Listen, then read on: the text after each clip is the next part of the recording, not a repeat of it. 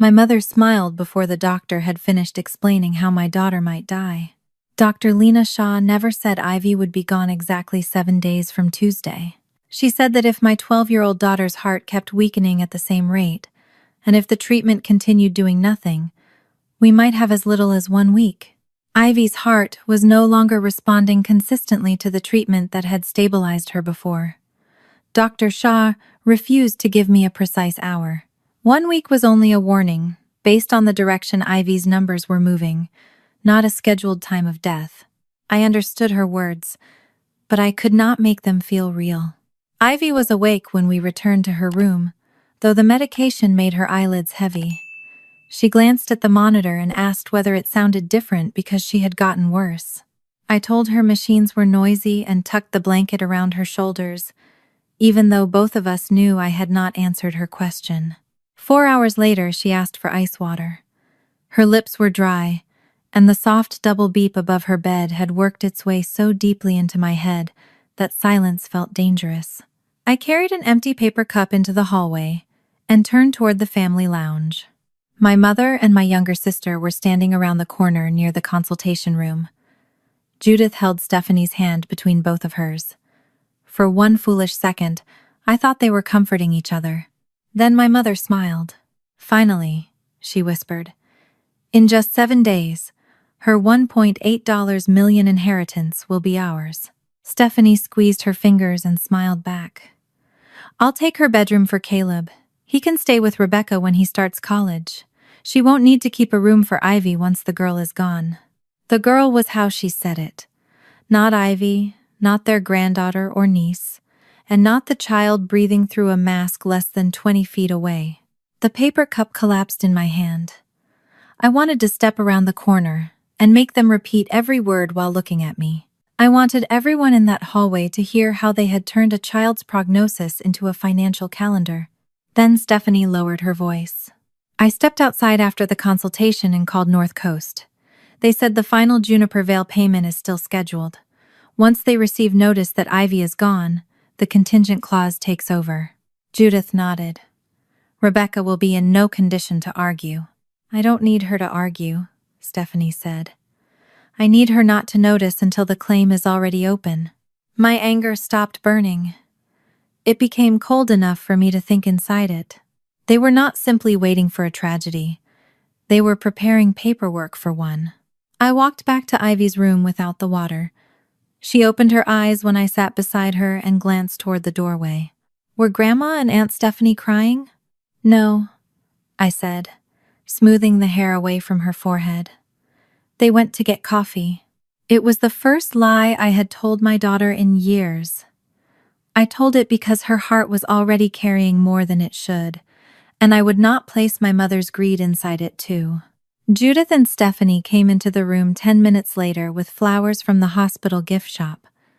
My mother called Ivy sweetheart 3 times, although she rarely used the word when Ivy was healthy. Stephanie asked whether Caleb had ever told her how much he admired her. Ivy watched them with the still, careful expression she used whenever adults were trying too hard. Before leaving, Judith touched the rail of Ivy's bed. "Whatever happens, your life can still mean something for the family." I stood before Ivy could ask what she meant. "She needs to rest." Stephanie studied me for half a second too long, but she followed our mother into the hallway. I waited until the elevator doors closed, then called Amos Bell. He answered on the second ring. Wind moved across the phone, followed by the scrape of a shovel against gravel. "Everything all right at the hospital?" "No," I said. "Please do me a favor." His voice changed as he told me to name it. "Back up every exterior camera, at Juniper Vale and at my house. Save the gate logs. Keep every delivery slip, courier envelope, and contractor work order. If my mother or Stephanie comes, do not tell them I called." After a pause, he asked, "Do I let them through the service gate?" "Only as far as their paperwork legally allows. Nothing leaves. Not a plant, not a file, and not one thing from Ivy's room." "What am I protecting?" I looked at my daughter. She had fallen asleep with one hand curled on top of the blanket, as though she were holding on to something no one else could see. proof that she is still here. My mother and sister believed they had 7 days before anyone could stop them. They were wrong about the inheritance, wrong about the bedroom, and most of all, wrong about Ivy. Before I continue, I hope you are doing well today. Stay with me to see what Amos found. And please subscribe to the channel if you believe no child should have to earn protection from the people who call themselves family. After I ended the call, I contacted Priya Desai, the trust attorney who had helped me understand Beatrice Mercer's amendment after her death in January. I told her only what I had heard. I did not tell her that Stephanie had forged anything, because I had no proof of that. I did not explain our family history. I repeated the exact words, the exact location, and the fact that Stephanie claimed she had already contacted North Coast Fiduciary. Priya did not gasp or promise revenge. Do not confront them. Do not open, move, or alter anything connected to Juniper Vale. Let Amos preserve whatever arrives, and let me contact North Coast. Can they really take the inheritance if she dies this week? Only if Ivy dies before the determination date written into the trust, Priya said. That date is not next Tuesday. It is April 25th at 5 in the afternoon Eastern Time. I looked at the hospital calendar. It was April 14th. That is 11 days away. Yes. If Ivy is alive at that exact time, the final payment goes into her protected subtrust. It does not matter if the bank finishes processing later. If she dies before that time, Judith and Stephanie become the contingent beneficiaries, 1/2 each. So they are treating Dr. Shah's estimate like a shortcut. They may be, Priya said, but wanting a condition to occur and filing a claim that it already occurred are very different things. Let me find out which one we are dealing with. I typed an account of the hallway conversation from the chair beside Ivy, stopping whenever she moved. When I finished, Priya told me she would notify the trustee that Ivy was alive and hospitalized, then request preservation of every call, message, and claim connected to her name. Judith texted before midnight. Your sister and I are only trying to prepare. Please do not make this harder than it has to be. I placed my phone face down. Their definition of preparation had already included my daughter's money and bedroom. I was no longer willing to imagine what else it might include. Ivy woke briefly and asked for the water I had forgotten. I filled a new cup, helped her take 2 small sips, and apologized. She gave me a tired smile. You always come back, she murmured. The words nearly broke me, because that was the promise beneath everything between us. I had come back after every scan, ambulance ride, and nightmare that another family had decided not to keep her. I would come back now, even if I had to walk through my own family to do it. At 8:17 the next morning, Amos called. I signed for an overnight envelope from North Coast, he said. I have not opened it. Who is it addressed to? Juniper Vale Nursery, Attention Contingent Beneficiary Processing. A chill moved through me. What does the delivery record say? Paper rustled on his end. When he answered, his voice had lost all warmth. Deceased beneficiary verification. Ivy Whitaker. I turned toward the bed. Ivy was still breathing beneath the pale morning light, while somewhere outside that room, someone had already reported her dead. Amos sent me a photograph of the unopened envelope while I sat beside Ivy's bed. The courier label showed Juniper Vale's address, the tracking number, and the words deceased beneficiary verification beneath my daughter's name. Amos had placed it on the scarred oak desk in Beatrice Mercer's old office, exactly where she used to sort seed invoices with a pencil tucked into her silver hair. The sight of that desk carried me back 6 years, to the first afternoon we brought Ivy to Juniper Vale. She was 6 then and still wore her coat indoors whenever we visited somewhere new. It did not matter that the greenhouse was warm enough to fog the windows. Keeping the coat on meant she could leave quickly if an adult changed their mind about her. Thomas and I had chosen to foster an older child because we knew how often children past toddler age were passed over. We never told Ivy she was lucky. We never asked her to call us mom or dad.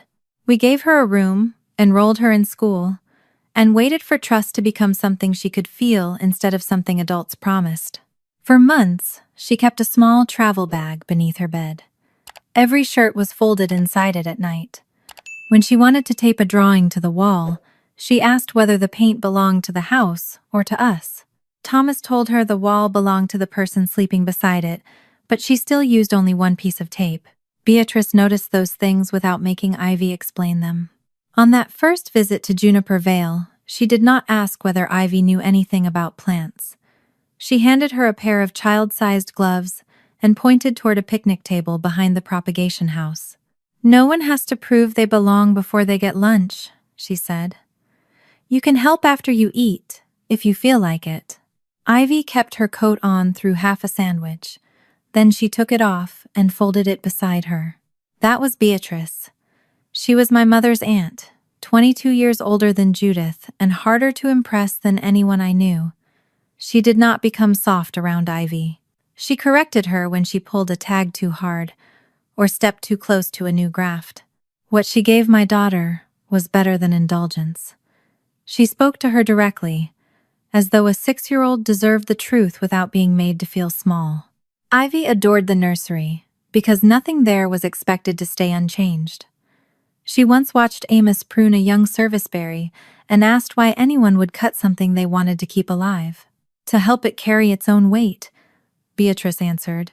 Ivy thought about that for an entire week. As she grew older, she remembered the names of the seasonal workers and which one had a daughter studying nursing.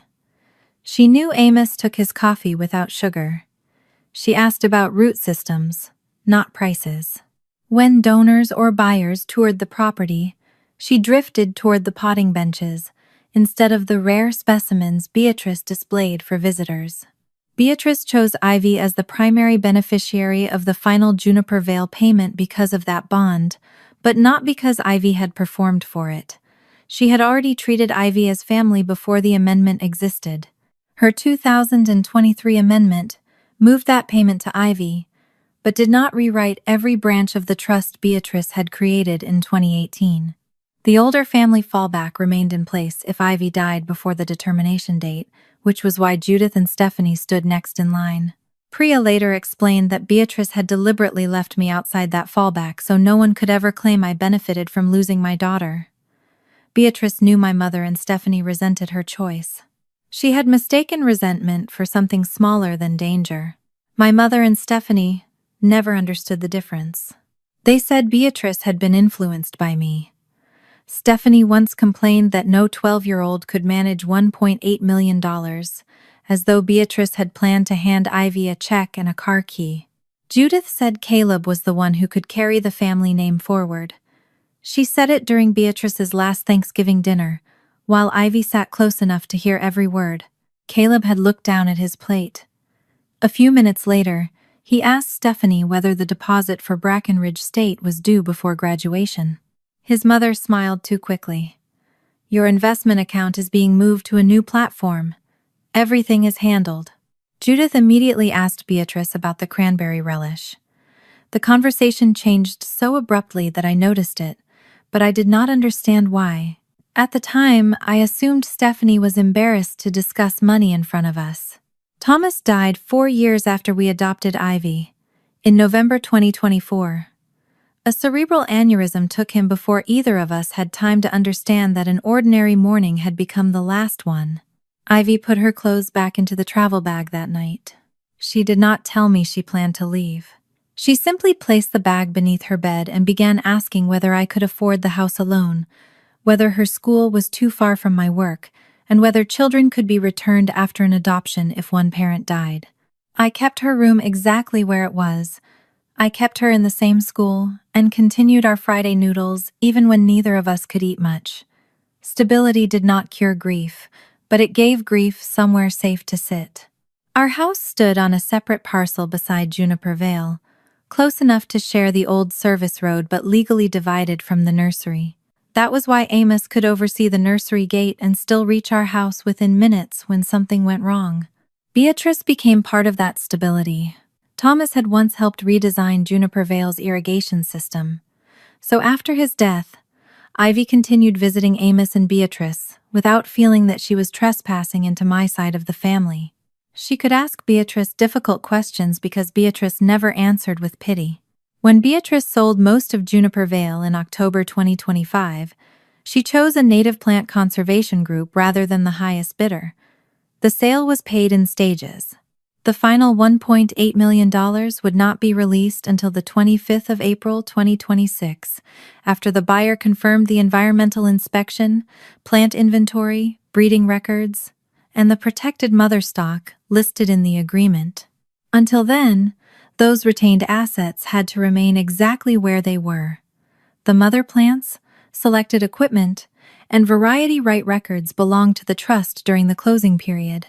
Most would pass to the buyer afterward. None of them belonged to Stephanie. Amos had been appointed site custodian because he knew every greenhouse, lock, shipment, and inventory sheet. That was why official trust mail still went to Juniper Vale's registered operating address. It was also why the person who reported Ivy dead had wanted the envelope sent there. They thought a gardener would sign for it and place it in a pile. Priya called while I was still looking at Amos's photograph.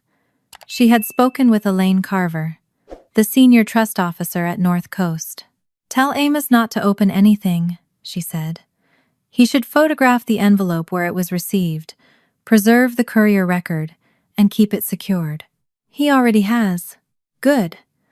Elaine confirmed the envelope was generated after a death notification call yesterday. I looked at Ivy. She was asleep, her face pale against the pillow. "Does that mean someone can take the money?" "No. If Ivy is alive at 5 in the afternoon on April 25th, North Coast places the payment into the protected subtrust Beatrice created for her future. Judith and Stephanie receive nothing." The structure sounded like Beatrice. She had not given Ivy a prize. She had built a fence around a future a child should not have been expected to defend alone. Priya continued, explaining that the nursery's retained assets also had to remain untouched until closing. Moving the mother stock or records could jeopardize the sale itself. "So the envelope is part of a claim?" "It is a verification request. North Coast still requires certified proof and additional review. The call did not transfer anything. It did create a record." I asked whether Elaine knew who had called. There was a brief silence before Priya answered. "North Coast preserves incoming call data. The notification came from the main office number of Stephanie's college consulting company." The room seemed to narrow around me. Priya added, "The caller also asked that the successor beneficiary packet be sent to Juniper Vale instead of your home. Stephanie had not chosen the nursery by accident. She had chosen it because she believed Amos would see an envelope, not evidence.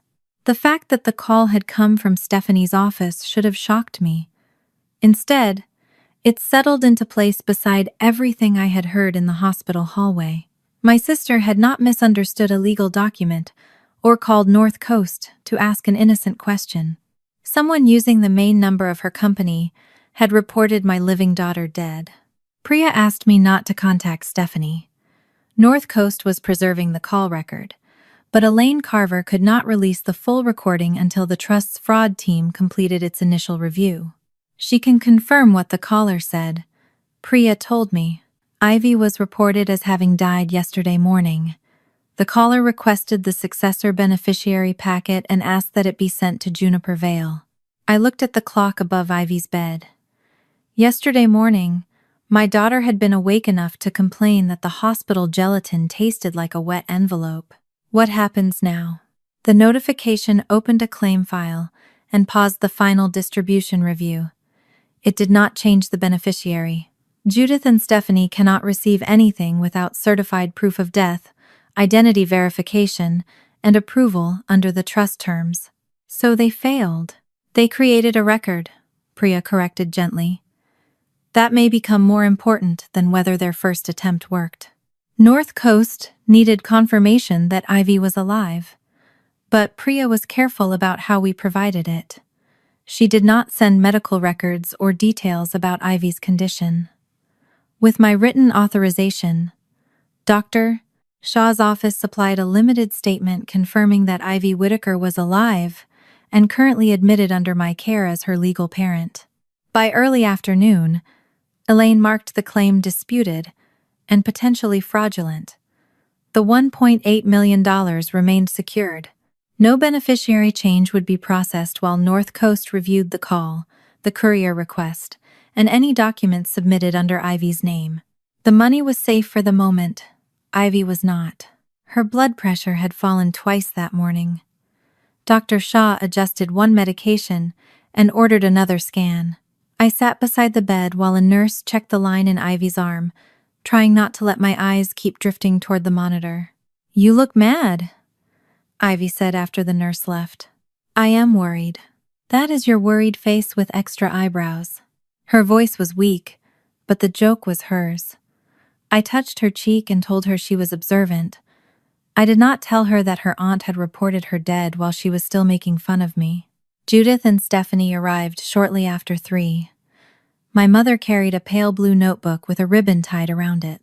Stephanie brought a paper bag from Ivy's favorite bakery, although Ivy had not been allowed solid food since the previous night. Judith placed the notebook on the bedside table. Gold letters on the cover read, "My wishes and memories." "I thought this might help you put down anything important," she said. "Things you want people to remember, special gifts, messages for the family." I moved the notebook away from Ivy's hand. "She is not writing a will." "It is not legal paperwork," Judith replied. Her tone was patient, as though I were the one making the room uncomfortable. "It is about giving her peace." Stephanie opened the bakery bag and let the smell of cinnamon fill a room where Ivy could not eat. "Caleb would treasure anything she wanted him to have. He has always cared about her." Ivy glanced at the bag, and then at her aunt. "Why does everyone keep talking about Caleb?" Stephanie's smile tightened. "Because family thinks about the people who continue after us." "Continue what?" "The opportunities we do not get to use," Judith said. I stood and picked up the notebook. "This visit is over." My mother looked offended. "We came to comfort her. You brought a book for final wishes less than 24 hours after her doctor gave me an estimate. You will not ask her about money, belongings, her room, Caleb, or what happens if she dies." Stephanie crossed her arms. "You are making something ugly out of kindness." I opened the door and held it until they left. Judith paused beside me, lowering her voice so Ivy would not hear. "You cannot protect her from reality." "No, but I can protect her from people who are trying to use it." My mother's face hardened. She followed Stephanie down the hallway without saying goodbye to Ivy.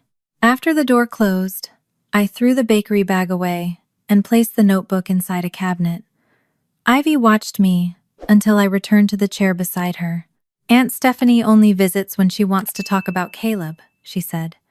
"Is he in trouble?" I could not tell her about the false death report, but I would not lie again. "There are adults trying to make decisions about money that belongs to your future. You do not need to solve that. You do not need to promise anyone anything while you are sick." Ivy picked at the edge of the blanket. "If I really die, I do not want Caleb punished because his mom is weird about money." The gentleness of it hurt more than anger would have.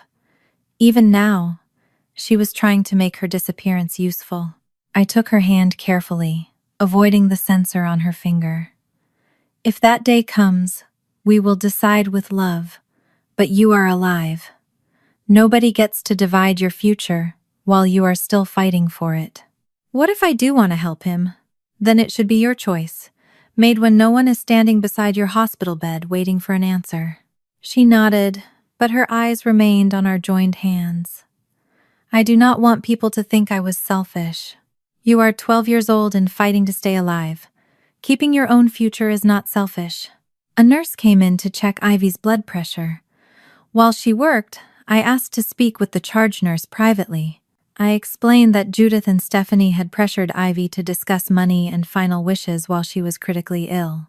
The hospital did not need details about the trust. It needed to know that 2 visitors were placing financial pressure on a minor patient. Judith and Stephanie were removed from the unrestricted visitor list. They could not enter Ivy's room without me present, and without approval from the nursing desk. When I returned, Ivy had fallen asleep. I sat beside her and wondered how many times I had mistaken access for love. I had allowed my mother and sister into our lives because I believed even imperfect relatives gave Ivy roots. Instead, I had made her stand quietly, while they measured whether she deserved the same ground as Caleb. My phone vibrated near sunset. Amos had sent 2 scanned work orders and the related email chains.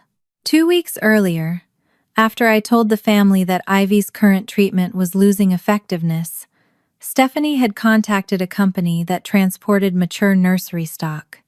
No one had spoken in terms of days then. She had asked only for an estimate and their earliest available dates, which proved preparation but not yet a completed plan. The confirmed order was different. At 5:42 p.m. on April 14, less than an hour after Dr. Shaw explained the 7-day prognosis, Stephanie had booked a crew for the morning of April 21. The description read, "Verify retained nursery inventory after beneficiary transition." The second work order came from a residential moving company. Stephanie had requested a quote 2 weeks earlier for clearing a bedroom and moving boxed property into storage. At 5:49 p.m. on April 14, she confirmed the same date. Under job description, she had written, "Clear Ivy room for Caleb Rowe before summer term near Brackenridge State University." Caleb was 17. He had never asked to live in my house, and he did not know his mother had assigned him my daughter's room. I looked at the timestamps again. The plan had not begun when Judith smiled in the hallway. That was only the first moment I had seen it. They had been waiting for a reason to press send. The confirmed work orders stayed open on my phone while Ivy's blood pressure fell for the second time that night. Stephanie had booked both crews within an hour of hearing that my daughter might have only 7 days left. She had not waited for a second medical opinion, a change in treatment, or even darkness to fall before assigning Ivy's room and Beatrice's property to other people. I wanted to call her and force her to explain every line. Instead, I turned my phone face down when the nurses entered. One of them adjusted the medication supporting Ivy's heart, while another checked the line in her neck. The monitor changed from its familiar double beep to a sharper warning that made my stomach tighten. Dr. Shaw came in shortly after midnight. She studied the latest scan and blood results before pulling a chair close to mine.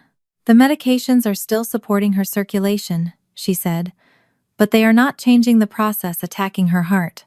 Her cardiac function has declined again." "What does that mean tonight?" "It means we watch her minute by minute. It also means I want to discuss an option that was not available when we spoke yesterday." An immunology specialist joined us early the next morning. They did not present the treatment as a rescue waiting conveniently behind the next door. The drug was an immune-modulating therapy with limited adult data and only a small number of pediatric uses involving different underlying conditions.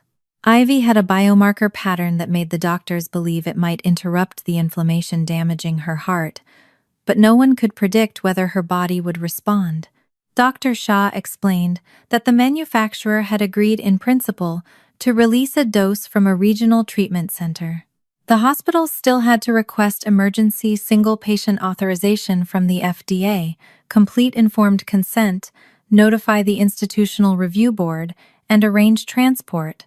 Even if every approval came through, the drug would not reach Ivy for another 24 to 36 hours. "What happens if we do nothing?" I asked. Dr. Shaw did not soften her answer. "We continue the current support, but based on the direction of her numbers, I do not expect it to reverse the decline." "What happens if the new drug makes things worse?" "She could have a severe infusion reaction. It could increase her risk of infection or injure her liver. We would monitor closely, but I cannot promise we could reverse every complication." "Are you trying to cure her or buy time?" "At this stage, our first goal is to stop the immune attack long enough for her heart to recover some function. That may create time. Whether it becomes recovery, we do not know." I had spent the previous day learning how quickly my family could turn uncertainty into ownership. I refused to do the same thing in reverse. I would not call a possibility a miracle simply because I needed one. I asked Dr. Shaw to explain the treatment to Ivy, in language she could understand. My daughter was 12, frightened and exhausted, but the choice concerned what her body might have to endure. I wanted her voice included, without making her responsible for comforting me. When Ivy woke, Dr. Shaw told her the medicine might slow the part of her immune system hurting her heart. She also explained that it could make her feel worse before anyone knew whether it was helping. Worse like throwing up? Ivy asked. Possibly. You may have fever, chills, pain, or trouble breathing during the infusion. Could I die from it? Dr. Shaw paused before answering. There is serious risk. There is also serious risk if we continue exactly as we are. Ivy looked at me. What do you want? I want you here, I said. But wanting you here does not give me the right to pretend this is easy. What if I try and it does not work? Then it does not mean you failed. Her eyes filled, though she blinked before the tears could fall. Would you be disappointed that I made everything harder for nothing? The question cut through every legal call and work order waiting on my phone. Ivy was still thinking like the 6-year-old who had kept her clothes packed because she believed care had to produce a return. I leaned closer. Loving you is not a contract. You do not owe me a result for staying beside you. She turned her face toward the window. Rain traced thin lines down the glass, and for a while the only sounds were the monitor and the soft rush of oxygen. Beatrice kept that little tree after everyone said it was dead, Ivy murmured. I remembered the Japanese maple behind the propagation house. One spring, its branches remained bare long after the others had opened. A buyer told Beatrice to remove it before a tour because it made the nursery look neglected. Beatrice had scraped a tiny section of bark near the base and found green tissue beneath it. She told Ivy that hope did not mean pretending a sick tree was healthy. It meant checking whether the roots were still alive before deciding there was nothing left to save. Ivy looked back at Dr. Shaw. If there is still a root, I want them to check. Her voice shook. She was not fearless, and she did not need to be. She chose the treatment while afraid. The next day passed in pieces measured by approvals. The manufacturer confirmed release of the drug. The FDA physician authorized emergency use through the hospital's urgent channel. Dr. Shaw reviewed the consent form with me line by line, and the hospital documented its required IRB notification. A medical courier brought the dose from the regional center late on April 17th. While we waited, Priya called with an update from North Coast. Judith and Stephanie had submitted a formal contingent beneficiary death claim after the original phone call. They both signed it, Priya said. Whose signature did they use for me? They did not use yours. They signed their own names. The document stated that they had been reliably informed Ivy Whitaker was deceased and that they were entitled to open the contingent beneficiary process. They had completed the forms through a Pennsylvania remote online notary. The platform had preserved their identification checks, IP addresses, timestamps, and the video of the notarial session. They swore she was dead? I asked. Under penalty of perjury, Priya said. They created this evidence themselves. I looked through the glass door at Ivy while the pharmacy team prepared the infusion. My mother and sister had believed that avoiding my signature protected them. Instead, they had attached their own names, faces, devices, and voices to a statement they knew was false. I told Priya to preserve everything and ended the call before Ivy saw the anger on my face. The infusion began shortly after 6. Within the first hour, Ivy developed a fever. Her teeth chattered beneath warmed blankets, and angry red patches appeared along her neck. The nurses slowed the medication while Dr. Shaw treated the reaction and watched her breathing. I held Ivy's hand as she whispered that she hated the medicine. I know, I said. You are allowed to hate it. Nothing improved that night. Her heart numbers did not rise. The fever continued, and the new drug looked less like hope than one more thing hurting her. Near dawn, Amos called. I stepped only as far as the glass wall outside Ivy's room, where I could still see her bed. A man named Graham Pike had an appraiser contact me, Amos said. They want access to Juniper Vale to inspect equipment, mother stock, and retained inventory. Is Graham connected to North Coast or the buyer? Not according to any file I have. The appraiser said Graham is a private lender. Stephanie told him she is about to control the assets. I stared at Ivy through the glass. My sister had not only planned around my daughter's death, she had already offered someone a future that had never belonged to her. The appraiser's call gave Amos another reason to treat every object at Juniper Vale as evidence rather than property waiting to be moved. He photographed the overnight envelope exactly where the courier had handed it to him, recorded the tracking number and delivery time, then placed it inside the locked inventory cabinet in Beatrice's office. The access log showed his name, the time, and the reason the cabinet had been opened. Juniper Vale was still the trust's registered administrative address because the sale had not closed. North Coast had not sent the envelope there because the caller was free to choose a hiding place. The address was already part of the closing file, and with only 10 days remaining, the trustee had used overnight delivery. Amos was authorized to accept operational mail for the property. He was not authorized to open documents concerning a beneficiary, and he followed that line exactly. Priya arranged a video call with Amos and Elaine Carver from North Coast. I joined from the small family consultation room beside Ivy's unit, keeping the glass door open so I could see anyone entering her room. Amos positioned his phone above the desk. Elaine verified the tracking number, the condition of the envelope, and the seal before instructing him to open it on camera. Inside was a formal request for additional proof of death, identity documents for the contingent beneficiaries, and instructions for completing the successor review. The cover letter stated that North Coast had opened the claim after receiving notice that Ivy Whitaker was deceased. Seeing those words printed on trust letterhead affected me differently from hearing them over the phone.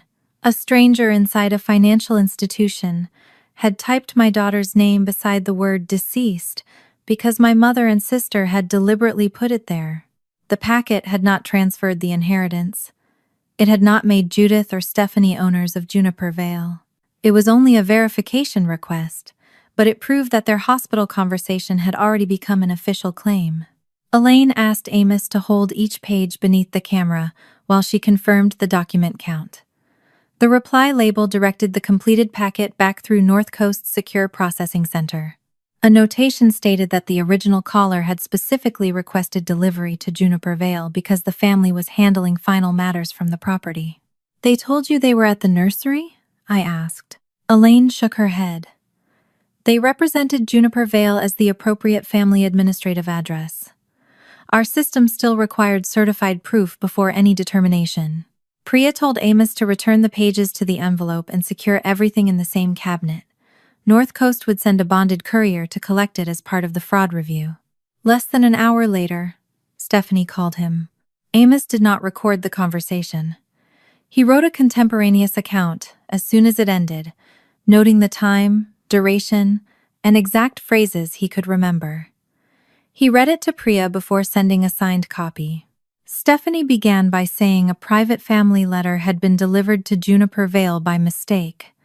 She asked Amos to place it inside Judith's old desk drawer until someone could collect it.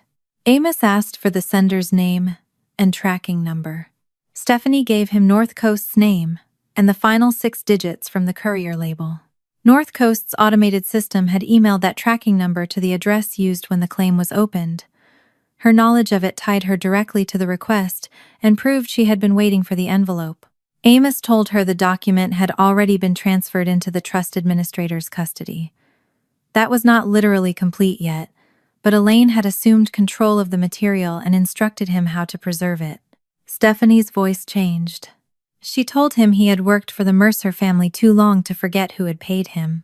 She said Juniper Vale would soon return to family control, and that employees who made themselves difficult during a transition rarely kept their positions afterward. Amos answered that Beatrice's trust, not Stephanie, currently employed him as site custodian. Stephanie said, "You should think carefully about which side of the gate you want to be standing on next week." Then she hung up. When Amos read that sentence aloud, I pictured him standing beside the old service gate, listening to someone who had never learned the difference between inheriting a name and earning authority. Priya asked him to review the retained asset schedule before responding to Graham Pike's appraiser. Amos already knew most of it by memory, but the exact categories mattered. The protected mother stock, breeding records, selected equipment, licensed variety files, and specific inventoried supplies remained trust property until closing. Most would transfer to the conservation buyer on April 25th. The rest would be sold or distributed, according to the agreement. None of those items formed Stephanie's personal inheritance. Even if the contingent clause were triggered, she would receive a share of the final payment, not ownership of the nursery's operating assets. The inventory list Stephanie had sent Graham's appraiser described those same assets as property she would soon control. It included greenhouse equipment, mature specimens, and breeding records she had no present or future right to pledge. She did not just exaggerate the value of her inheritance, Priya said. She described trust property as though it belonged to her. I asked whether Graham could take anything if he had relied on that description. No. Stephanie cannot give a lender rights she does not possess. Graham may have a claim against her if she misled him, but he has no lien on Juniper Vale. Amos denied the appraiser access and sent Graham a written notice identifying North Coast as the legal contact. He did not accuse anyone of fraud. He simply stated that no inspection had been authorized and no creditor held rights over the property. The nursery was protected. My house was not yet as secure as I thought. That afternoon, Amos reviewed the exterior footage from the previous day. Judith had used the spare key I once gave her for emergencies and entered my home while I was at the hospital. The front camera showed her arriving alone. 20 minutes later, she came outside holding a tape measure and photographed the width of the front door, the hallway turn, and the staircase. There were no cameras inside Ivy's bedroom. Amos had never installed any, and I would not have wanted him to. The exterior footage only showed Judith carrying several flattened boxes from her car into the house, then returning with photographs on her phone. A delivery had also been left inside the garage. The carton contained part of the new desk Stephanie ordered. A paper shipping label on the outside read Caleb Room. I called the locksmith who had serviced the house after Thomas died. By evening, I had disabled Judith's smart lock code. The locksmith scheduled the side door cylinder replacement for the following afternoon, and Priya sent Judith and Stephanie written notice that they no longer had permission to enter my home or remove any property. I did not confront my mother about the footage. I wanted her to know the permission was gone, but not how much evidence Amos had preserved. While other people secured the places Ivy might return to, the drug continued making no visible difference. 2 days after the infusion, her fever had eased, but her heart function had not improved. The doctors adjusted support, repeated tests, and warned me that the absence of immediate change did not prove failure. It also did not give us reassurance. Ivy slept through most of the afternoon. When she woke, she asked whether I had gone home at all. No, Amos is looking after everything. Her fingers moved weakly against the blanket. Is my room still there? The question was so quiet that I almost answered too quickly. Your room is exactly where you left it. What if I stay here a long time? It will still be yours. She studied my face as if promises had weight, and she was deciding whether mine could carry itself. I remembered a dinner 2 years earlier when Judith had said Caleb needed privacy because he was family, while Ivy should be grateful for whatever space she received. Ivy had gone silent. Later, I told her Grandma used old-fashioned words and did not always mean them the way they sounded. The memory stayed with me, unfinished and ugly. Now, Ivy was not only afraid she might die, she was afraid the world would begin replacing her before she was gone. I held her hand and told her no one would pack her belongings, assign her bed, or decide that her place in our home had expired. This time, the promise was backed by changed locks, written notices, preserved footage, and a man at Juniper Vale who understood that keeping watch could be an act of loyalty. Near midnight, Priya called with the first result from tracing Graham Pike. Stephanie had signed a loan memorandum 6 weeks earlier. The loan was not secured by Juniper Vale, but she had promised repayment from an asset described in her own documents as vested inheritance proceeds from Juniper Vale. Her right was not vested. It existed only if Ivy died before April 25th. The false death claim had not been a desperate idea born in a hospital hallway. It was the step Stephanie needed to make a promise to her lender come true. Graham Pike sent the loan package to Priya the next morning. Elaine Carver had already informed him that Stephanie held no present right to Juniper Vale, its equipment, or the final payment. Graham's appraiser had nearly entered property belonging to a trust based on information supplied by someone who did not own it. Providing the documents was the fastest way for him to show that he had relied on Stephanie's representations rather than knowingly participating in them. Priya called me from her office while Ivy slept. Graham's loan package confirms that Stephanie promised repayment from $900,000 she described as vested inheritance proceeds. Half of the final payment. Yes, except her interest is not vested. It exists only if Ivy dies before April 25th. Stephanie had borrowed against a death that had not happened. Priya continued carefully. There is something else in the financial statement she gave Graham. She listed a custodial brokerage account belonging to Caleb as part of the family's available liquidity. I turned toward Ivy's bed. Does that mean she borrowed against his money too? I do not know yet. The account is identified as a UTMA account. If that is accurate, the money belongs to Caleb, even though Stephanie acts as custodian until he reaches the transfer age. She can use it only for his benefit. Caleb was 17. In less than a year, he would be old enough to see every number his mother had kept from him. Priya could not simply request a minor's financial records, because his aunt was involved in a trust dispute. She contacted Mark instead, telling him only that Stephanie had listed an account owned by Caleb in a loan application, and that he should consult his own attorney before allowing anyone to treat it as family collateral. Mark called me less than 2 hours later. His voice was controlled at first. Did Stephanie use Caleb's name in something connected to Ivy? She used her expected inheritance as the repayment source. Priya told me Caleb's custodial account was also listed. She said that account was untouched. I did not know what answer he expected from me. I have never seen it. Mark took a breath that sounded painful. Neither have I. Not for almost 2 years. He had believed the statements were being delivered electronically to Stephanie because she was the custodian. She told him she had moved the account to a lower-fee platform and that the college money was growing. Whenever Caleb asked about tuition or deposits, she said everything was handled. After Priya's call, Mark contacted the brokerage and began the verification process as Caleb's father. The brokerage confirmed the account existed that afternoon, but would not release a full history to him informally. He hired a lawyer, who served a formal demand for a custodial accounting. 48 hours later, the first transaction records arrived. The UTMA account had once held more than $110,000. Over the previous 2 years, Stephanie had withdrawn large amounts and transferred them into her college consulting business.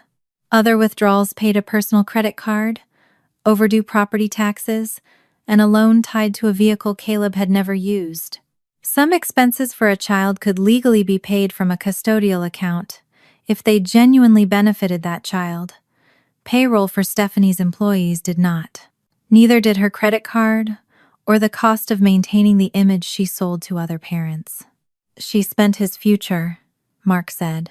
The words were almost identical to what Judith had said about Ivy, except Mark sounded as though he had finally understood what they meant. One set of transfers caught his lawyer's attention. More than $20,000 had moved first into Judith's account under the description Family Bridge. Within days, most of it went to Stephanie's company. My mother had not merely discovered Stephanie's crisis in the hospital hallway. She had already helped hide it. Mark told Caleb only what his lawyer believed he needed to know. Stephanie had used money belonging to him, listed his account in a private loan application, and was involved in an attempt to claim Ivy's inheritance. I was not present when he told him. Mark called me afterward because Caleb wanted one question answered, and Mark did not know how to answer it himself. Did she need Ivy to die before she could tell me what she did? I closed my eyes. No, I said. She could have told him the truth at any time. That is not what he meant. I knew. Caleb was asking whether his mother had needed another child's death to replace the future she had taken from him. Mark's voice cracked for the first time. He thought she was helping him apply for scholarships because she wanted him to be independent. Now he knows she was afraid someone would ask to see the account. Caleb did not offer to help me punish his mother. He did not ask for Ivy's money. Through his lawyer, and with Mark present, he signed a short statement saying he had not authorized Stephanie to use his name or account in any loan request, knew nothing about the false death claim, and did not consent to receiving property intended for Ivy. I told Priya not to place Caleb in front of Judith or Stephanie unless the legal process required it. He was another child whose future had been treated as a tool by the adults claiming to protect him. I would not turn him into my witness, simply because his mother had turned him into her excuse. That evening, Ivy's numbers stopped falling. Dr. Shah showed me the trend without smiling. Her heart function had not recovered, but it had not worsened during the previous 12 hours. One medication supporting her blood pressure had been reduced slightly. Is the treatment working? I asked. It may be changing the inflammatory process, she said.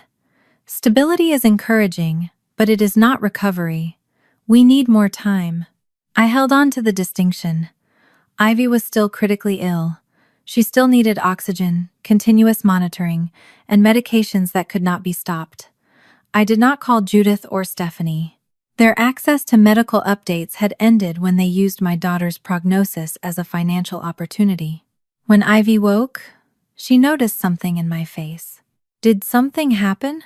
Your numbers did not get worse today. She looked toward the monitor. That sounds like a very careful way to say good news. It is the amount of good news we have. She accepted that more easily than I did. After a few minutes, she asked whether Caleb knew about the inheritance. He knows his name was used in things he did not agree to. Was he helping his mom? No. Her shoulders relaxed against the pillow. Does he still get to go to college? His father and a lawyer are protecting what remains and finding out what happened. Caleb will have choices, even if they are not the choices his mother promised him. Ivy stared at the blanket. I just do not want him to think I took something from him. You did not. His mother took from both of you in different ways. Near sunset, Priya forwarded a message from Graham Pike. He had suspended any additional funding to Stephanie, but he still intended to document the condition of the property she had represented in his loan package. His attorney had arranged for an inventory team to arrive at Juniper Vale on the morning of April 21st. They had been instructed not to touch anything, and to remain outside the gate unless North Coast authorized entry. That was the same morning Stephanie had booked the nursery transport crew. It was also the morning her movers were scheduled to clear Ivy's bedroom. The 7th day was no longer only a medical deadline.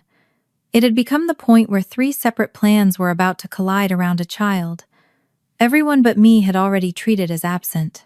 By the afternoon of April 20th, Priya had reduced the next morning to a set of rules simple enough for Amos to follow without guessing. Every contractor who arrived at Juniper Vale would show a work order and sign the gate log. No truck would cross the service entrance without Elaine Carver's written approval. Nothing listed on the retained asset schedule could leave the property before closing, not a mother plant, a file box, or a piece of equipment. Amos was not to argue, threaten, or encourage anyone to make a mistake. His job was to preserve the boundary, not create a trap. My house required a separate boundary. Priya had already sent Judith and Stephanie written notice that their permission to enter had been revoked. I changed the smart lock codes from the hospital, but the old side door still used a metal key.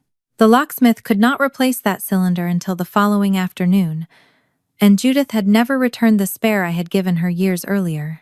If either of them uses that key now, it is not a family misunderstanding, Priya said.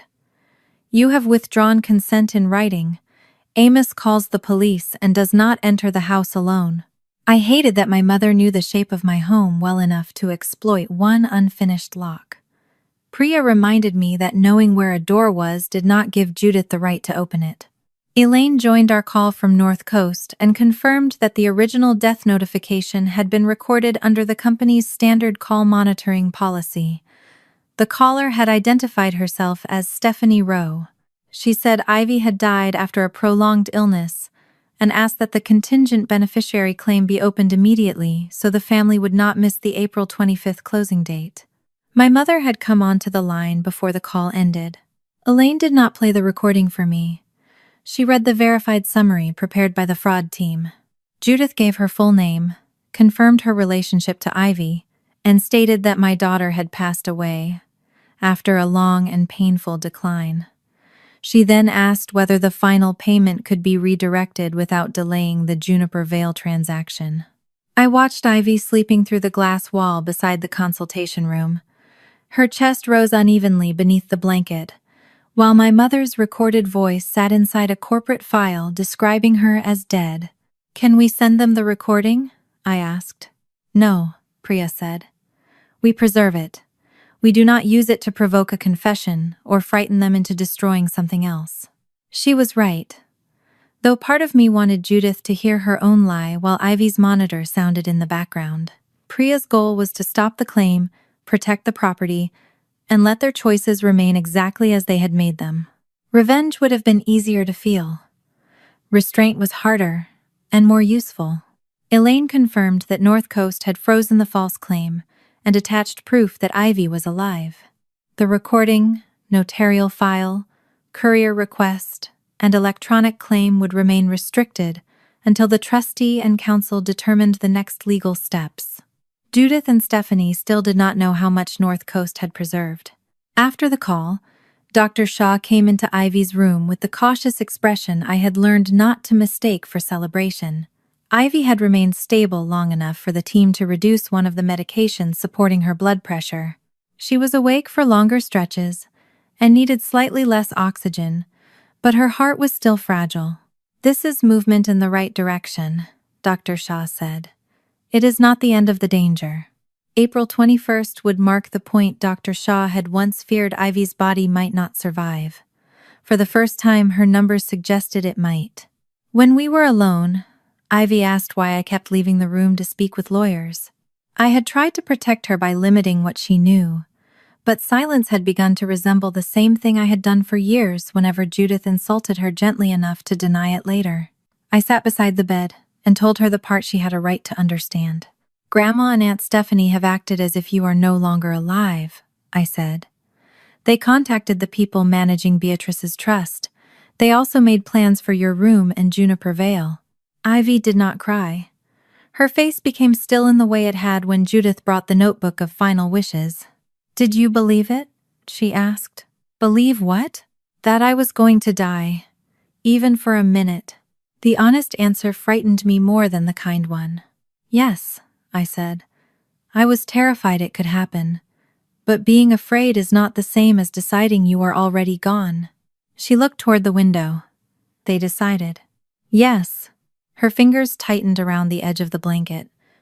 Maybe they were trying not to waste things. The sentence sounded like my mother, but the shame beneath it belonged to Ivy. I had heard versions of it when she apologized for needing new shoes, medical appointments, or a room no one else could use. "I need to tell you something I should have said years ago," I told her. "When Grandma or Aunt Stephanie made you feel like an outsider, I often asked you to ignore it because I wanted everyone to stay together. I made their comfort more important than telling the truth about what they were doing. You said they were old-fashioned. I said that because it was easier than admitting they were hurting you. I'm sorry." She studied my face as though apologies, like promises, needed testing. "I thought if I did not complain, you would not have to choose. I should have chosen without making you ask." Her eyes filled then, but she did not look away. I told her she did not need to be quieter, cheaper, easier, or more grateful to keep a place in my life. No one who required her to become smaller deserved to be protected from the consequences of losing her. She was silent for a while, before saying she still did not want Caleb to lose college because of what Stephanie had done. "You can care about him," I said. "That does not mean you must repair everything his mother broke." Ivy swallowed and looked down at our hands. "I do not want him to lose his future." Then she lifted her eyes to mine. "But I do not have to lose mine first." The words were simple enough for a 12-year-old and strong enough to change the room. For the first time, Ivy's compassion did not end with her removing herself from the picture. While she rested, Amos prepared Juniper Vale for the morning. He checked the warehouse locks, tested the gate cameras, and compared the mother stock rows against the inventory Elaine already had.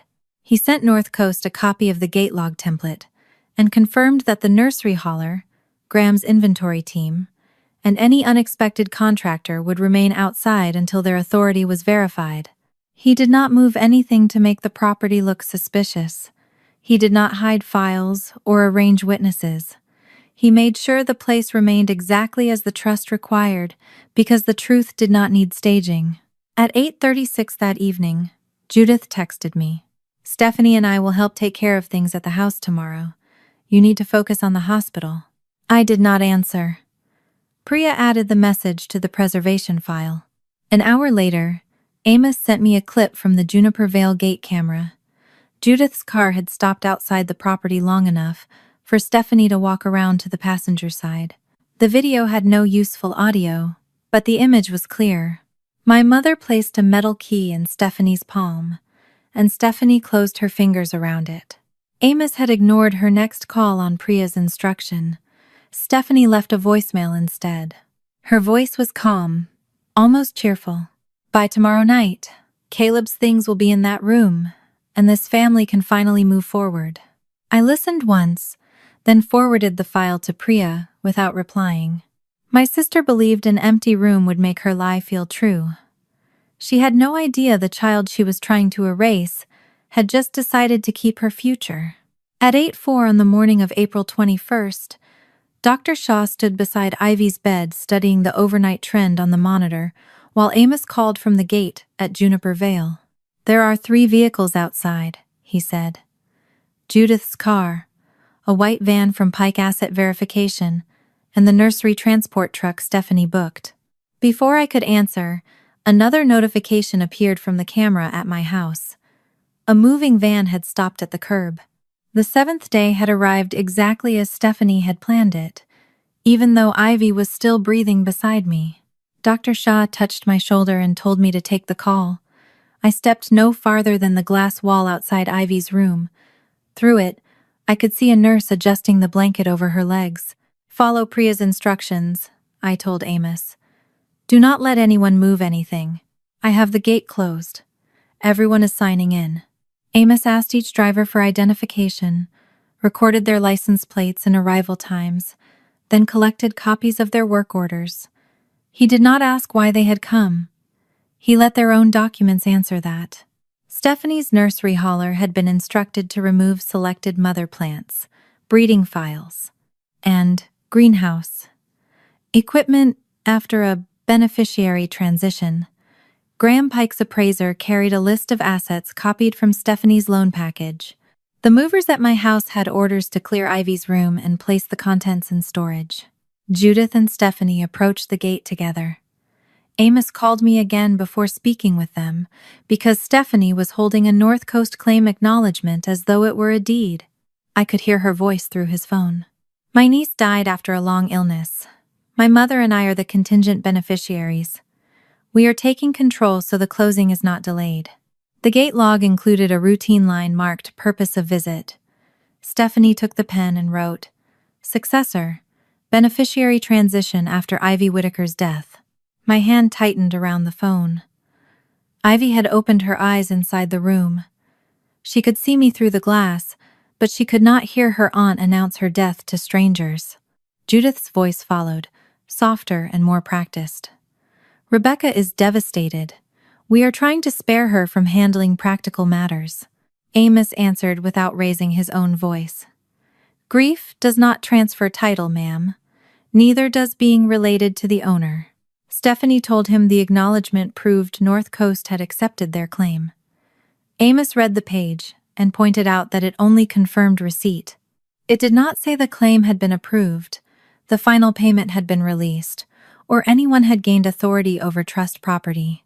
The appraiser asked to examine the mother's stock and variety records so Graham could verify the assets Stephanie had listed in her loan file. Amos placed Elaine Carver on speakerphone. Elaine identified herself as the North Coast officer overseeing the trust and told the appraiser that Stephanie had no ownership interest in Juniper Vale's retained assets. No lender, creditor, claimant, or contingent beneficiary had permission to inspect or value the property for a personal loan. The appraiser stopped immediately. He gave Amos a copy of his work order and remained outside the gate while he called Graham's attorney. Later, Priya forwarded me the email, confirming that Graham had suspended all activity connected to the nursery. I did not know what he thought when he learned Stephanie had misrepresented the property, and I did not need to imagine it.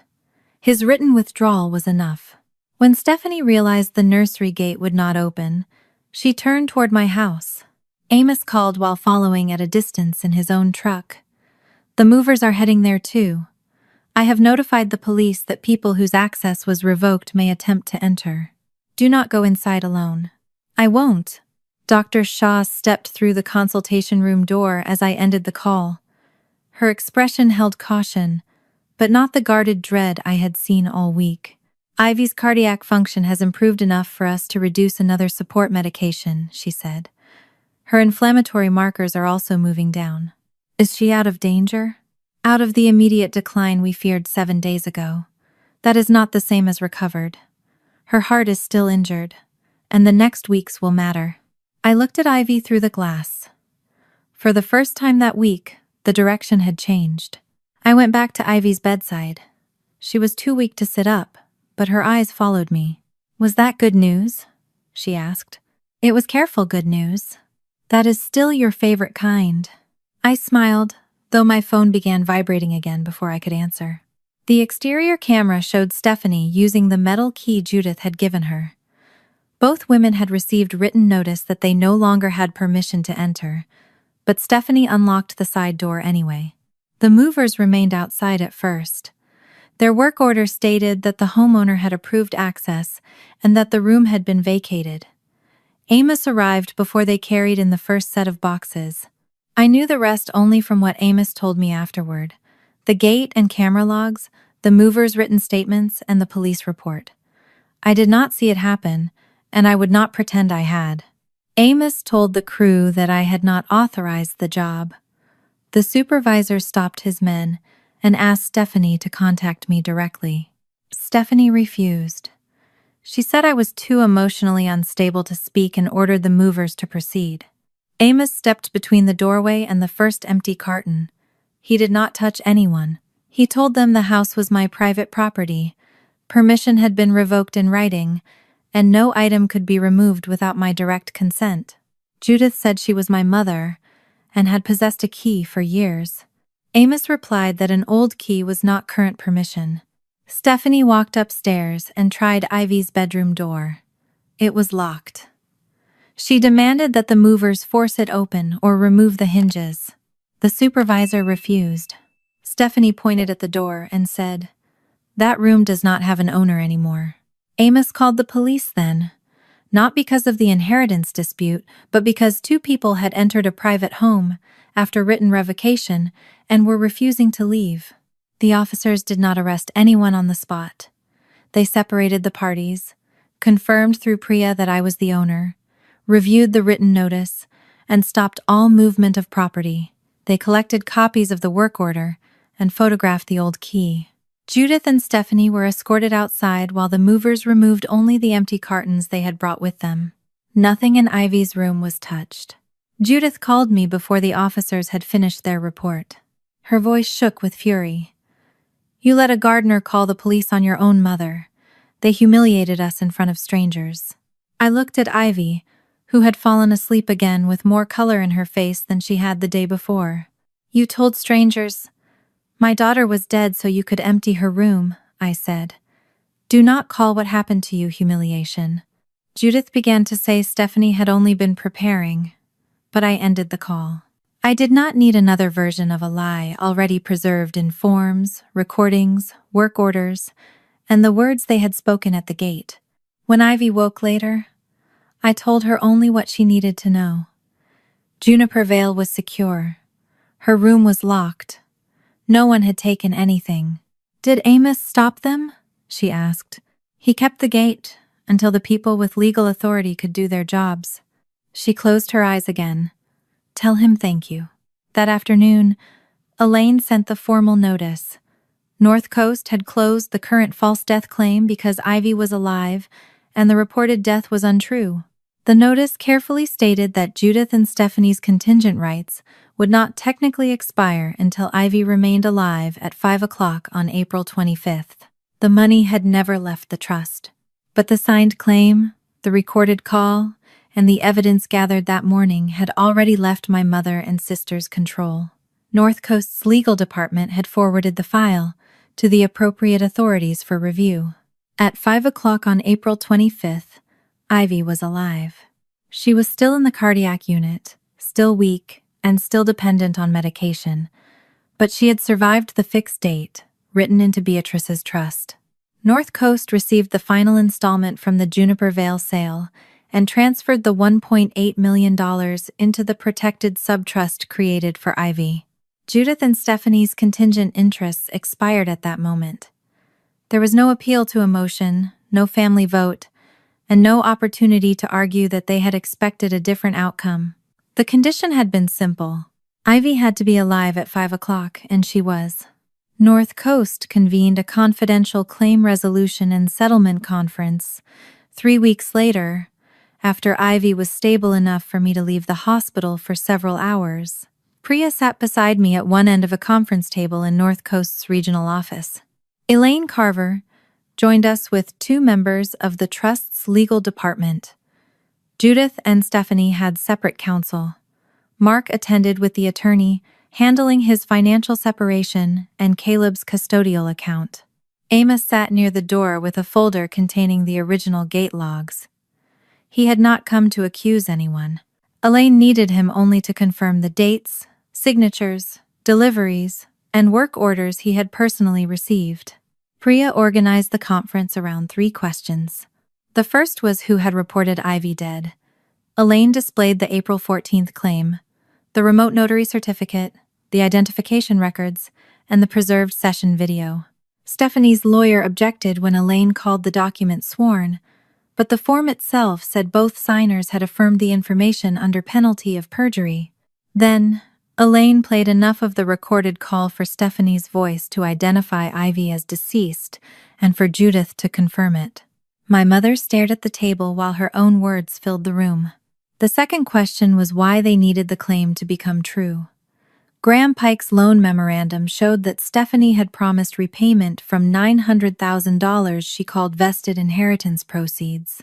Mark's attorney placed the UTMA accounting beside it. The records showed money transferred from Caleb's account into Stephanie's business, personal debts, and a family bridge that passed through Judith's account. The third question was what they had done before any right existed. Amos confirmed the courier packet, tracking details, work orders, and gate logs he personally received. One crew had been sent toward trust property Stephanie did not own. Another had been sent to clear Ivy's room. The police report established that Judith and Stephanie entered my house after their permission had been revoked. Each answer came from a different source, but together they left almost no space for an innocent explanation. Stephanie leaned toward the table.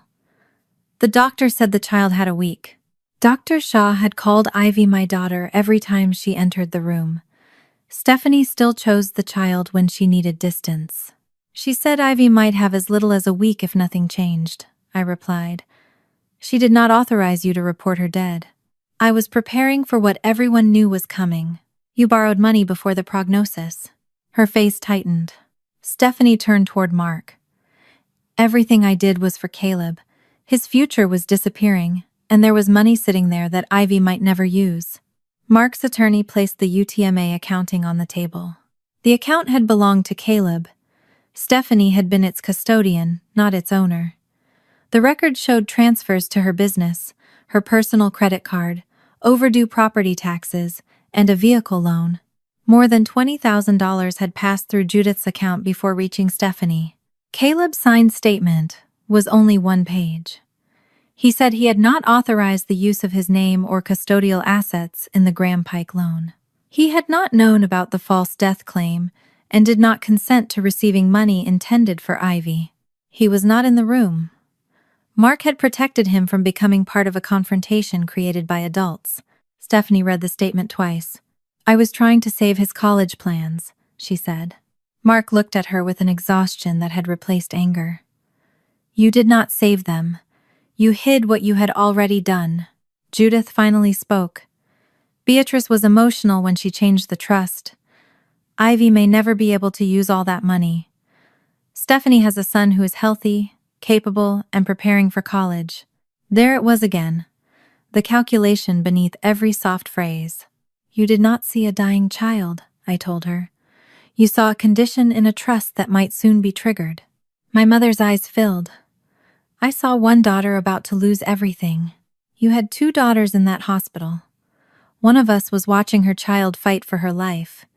The other was waiting to inherit from her." Judith began to cry. She said she had been afraid Stephanie would lose her business, her marriage, and Caleb's respect. She said families made impossible choices when they were desperate. Priya did not argue with her. Desperation could explain why someone crossed a line. It did not erase the line or the steps taken afterward. Elaine confirmed the trust consequences. The false claim was closed, the contingent rights had expired, and the $1.8 million had passed into Ivy's protected subtrust under Beatrice's terms. North Coast would ask the court to shift reasonable expenses caused by the materially false claim under the trust's cost provision. Elaine made clear that the court, not North Coast, would decide whether Judith and Stephanie had to reimburse those costs. The recorded call, sworn claim, and related records had been sent to the appropriate authorities for review. The entry into my house and attempted removal of property remained a separate matter. No one promised an arrest, conviction, or prison sentence that day. Graham had declared Stephanie in default and filed a civil claim based on misrepresentations in her loan application. Mark's lawyer had obtained a temporary financial restraining order in the separation case, preventing Stephanie from moving additional marital assets while the court reviewed the accounts. The brokerage had opened a formal accounting of Caleb's UTMA funds, and Mark was seeking restitution on his behalf. Stephanie's company had not vanished overnight. It was losing clients as civil filings became public and families began requesting refunds. The business she built by promising to protect children's futures was now being asked to explain what she had done to 2 children's money. Judith's charity had placed her on temporary suspension, pending an internal investigation. The board had not issued a final decision, but she no longer represented them at meetings or fundraising events. None of those consequences came from a post I wrote or a campaign I started. They came from forms Judith and Stephanie signed, calls they made, money Stephanie moved, and doors they chose to open. After the meeting, Judith followed me into the hallway. "Rebecca, please." I was afraid our family would lose everything. I looked back at the closed conference room door. "You decided Ivy was not family until her death could pay you. That is not what I meant. It is what you did." I left without offering forgiveness, a future conversation, or a condition she could satisfy to regain access. Ivy's recovery was not a waiting room where my mother could sit until I became tired enough to let her back in. When I returned to the hospital, a physical therapist was helping Ivy sit upright at the edge of the bed. Her arms trembled from the effort, and the therapist kept one hand near her shoulder without doing the work for her. My phone vibrated. Judith had sent one final message. I was trying to save the child who still had a future. I looked at Ivy, breathing hard, as she held herself upright for 5 more seconds than she had managed that morning. Then I deleted the message without answering. 5 months after my mother began counting down the days to Ivy's death, my daughter stood in the middle of her bedroom and pulled the old travel bag from beneath her bed. She was thinner than she had been before the hospital, and the medication left her tired by early afternoon. She still attended cardiac rehabilitation twice a week, saw Dr. Shah regularly, and completed most of her schoolwork from home. Climbing the stairs required a pause at the landing, but she climbed them without anyone carrying her. The bag had remained packed through every foster home before us. Even after Thomas and I adopted her, Ivy kept it beneath the bed with 2 shirts, socks, a toothbrush, and the small notebook containing every address where she had lived. She unzipped it and began removing the clothes. "Do these still fit?" I asked. "Not really." She folded them anyway. Then she placed the empty bag beside the bedroom door. "I do not want it under my bed anymore," she said. I did not tell her what the moment meant. She did not need me turning it into a speech. I carried the bag to the storage closet, placed it on the highest shelf, and left the door unlocked in case she ever wanted to see it again. Nothing else in her room had moved. The boxes Stephanie ordered for Caleb had been returned to the supplier. The moving company canceled its invoice after receiving the police report and my written refusal of the job. Ivy's books remained on the same shelves. Thomas's photograph still sat beside her lamp. Even the pencil she had left across her desk before the ambulance arrived was where Amos found it. That afternoon, I drove Ivy to Juniper Vale for the first time since she came home. The sale had closed months earlier.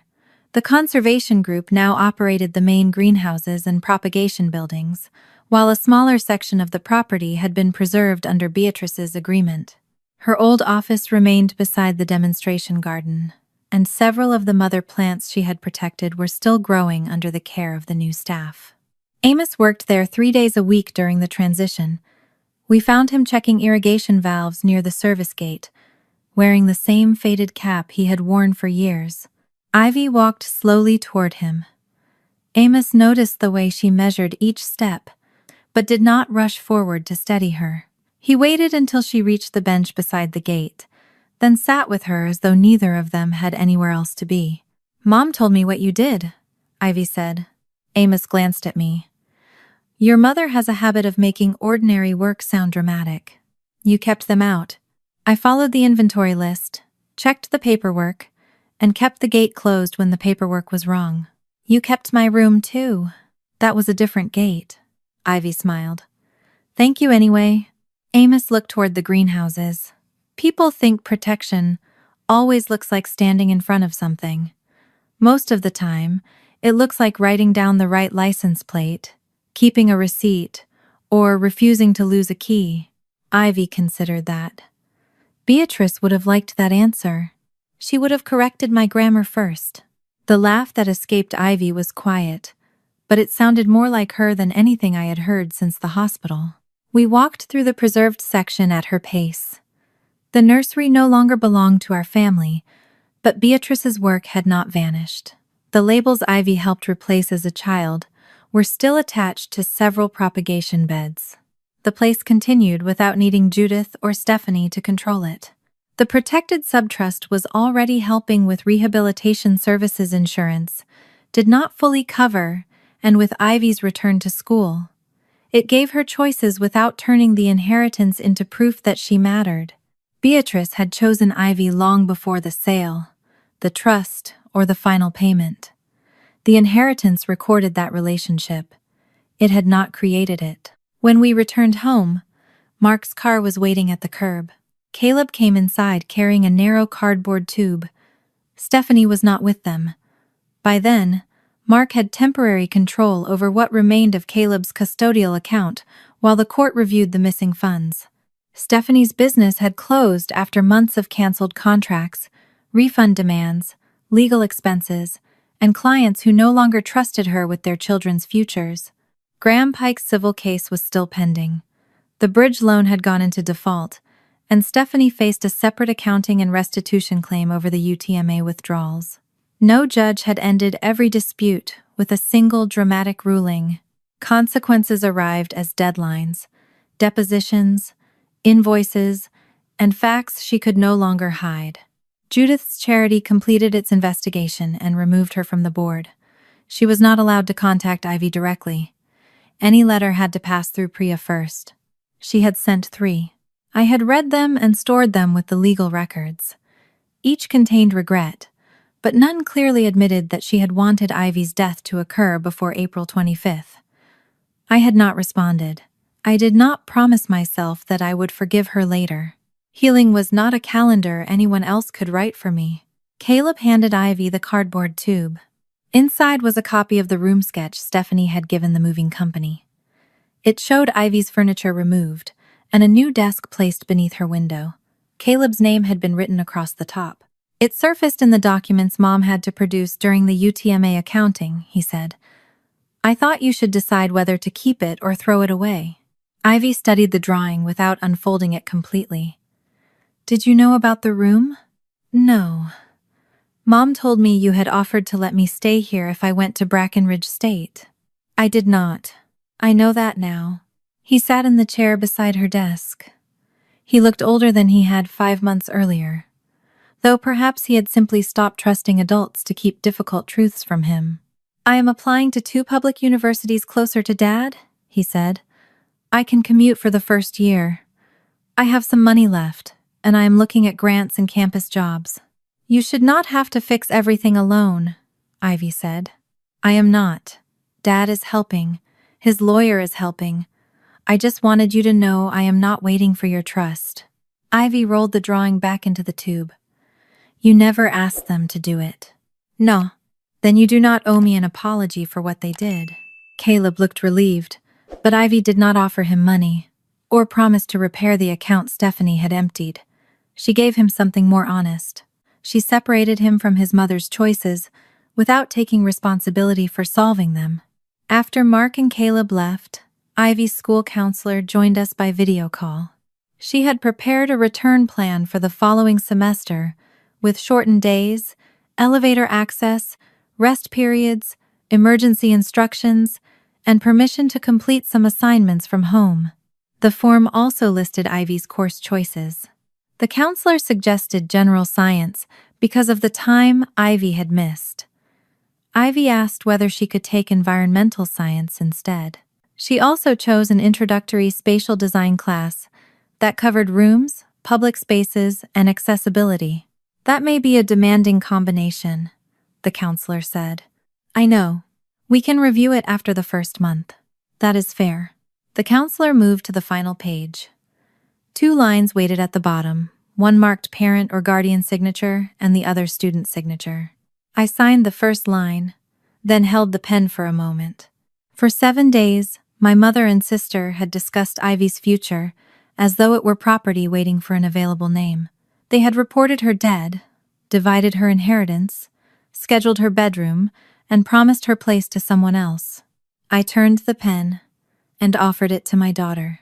The next line is yours, I said. You heard the options, you choose. Ivy read the plan once more. Her hand still trembled slightly from the months of treatment, so she rested her wrist against the desk before writing. On the line marked student signature, she wrote Ivy Whitaker in careful blue letters. They had counted down to the day her future would belong to them. Ivy signed her name, and it belonged to her.